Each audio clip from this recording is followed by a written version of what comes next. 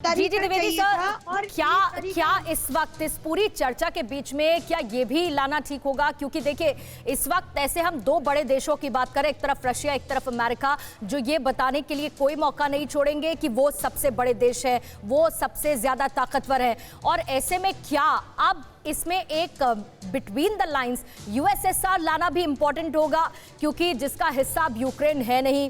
America का किस तरह का उसमें रोल था ये भी तय है। यूएसएसआर कितना स्ट्रांग पावरफुल होता अगर वो यूक्रेन भी उसमें शामिल होता, जो अमेरिका के लिए ग्लोबली एक बड़ा चैलेंज होता। अमेरिका अपने आप को सुपर पावर ना कहता। तो ये सब जो बहुत ही हाइपोथेटिकल चीजें हैं, क्या इसमें भी बिटवीन द लाइंस कुछ रीड करने की जरूरत है अमेरिका की स्ट्रेटेजी को देखते हुए, या अमेरिका की तरफ से जो पूरा एक पोटेंशियल सेट किया जा रहा है उसे देखते हुए, अगर ऐसा है तो? बिल्कुल पूर्णिमा, फिर भी मैं दोबारा यही समझाना चाहता हूँ कि जो बड़ी तस्वीर ये है कि आजकल की दुनिया जो है, हम ग्लोबल बोलते हैं कि हम परस्पर निर्भर हैं। हमारी निर्भरता जो है एक दूसरे के ऊपर है।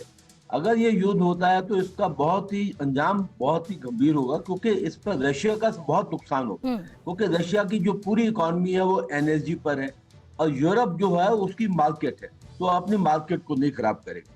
दूसरा, अभी जो बाइडेन जो कह रहे थे आइसोमेट्रिक वॉरफेयर, यानी कि प्रॉक्सी वॉरफेयर, डायरेक्टली गोलियां नहीं चलती हैं, साइबर वॉरफेयर चलता है, साइकोलॉजिकल वॉरफेयर चलता है जी। और ग्रे जोन वॉरफेयर। मैं इसमें चीन का एंगल लगाना चाहता हूँ, क्योंकि चीन जो है वो आज रूस के पीछे है। वो उकसाना चाहता है कि किसी तरह हालात बिगड़े, युद्ध हो जाए, क्योंकि जो आज चीन सुर्खियों में है, वो नहीं चाहता कि वो सुर्खियों में रहे।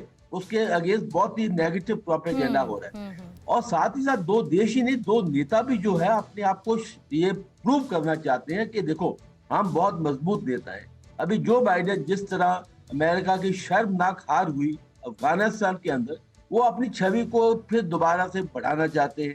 उधर पुतिन है, उस पूरी रशिया उनके पीछे है, वो भी एक आयरन मैन की तरह उभर के आना चाहते हैं। तो दो देशों के बीच में भी है, नेताओं के बीच में भी है।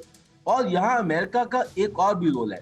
देखो, नेटो में जब ट्रम्प थे तो उन्होंने कहा कि देखो अमेरिका इज फॉर अमेरिका, यानी कि हम अमेरिका फर्स्ट हैं, यानी कि हम पूरी दुनिया के हम चौकीदार नहीं है।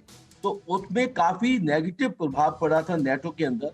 तो ये जो विश्वास कुछ कम हुआ था, तो अभी जो बाइडेन ये बताना चाहते हैं कि वो अभी भी यूरोप में वो एक नेता है, उनका लीडरशिप रोल है नेटो के लिए, वो एक नेतृत्व कर रहे हैं। तो वो ये भी बताना चाहते हैं यूरोप को कि देखो अमेरिका आपके लेकिन पीछे इस बात का भी डर तो सर डेफिनेटली होगा कि इस बताने के चक्कर में कई चीजें कुछ बैकफायर ना कर जाए, क्योंकि हमने अफगानिस्तान के केस में देखा, काबुल में जिस तरह का सिनारियो बना, और उसके बाद अब रशिया यूक्रेन के बीच में जिस तरह से अमेरिका की प्रेजेंस है, नेटो देशों का आना, अमेरिका की तरफ से बड़े बड़े दावे, कहीं ये दिखाने के चक्कर में चीजें बैकफायर ना कर जाए, ये भी शायद एक बड़ा चैलेंज सर हो सकता है। दो तस्वीरें मैं दिखा दूं सर, लौटूंगी उसके बाद आपके पास। एक तरफ जहां बाइडेन ने चेतावनी जारी की है, दूसरी तरफ यूक्रेन पर हमले की जो डेडलाइन थी वो अब टल चुकी है। और इसे आप समझिए, बाइडेन की तरफ से जब चेतावनी दी गई थी तो बाकायदा कहा गया था कि 16 फरवरी को, यानी कि आज के दिन और 5:30 बजे का वक्त ये हमला करेगा,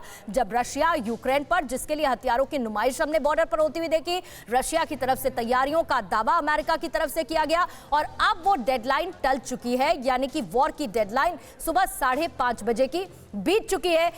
परवाह देश की, सोमवार से शुक्रवार रात 10 बजे TV9 भारतवर्ष पर।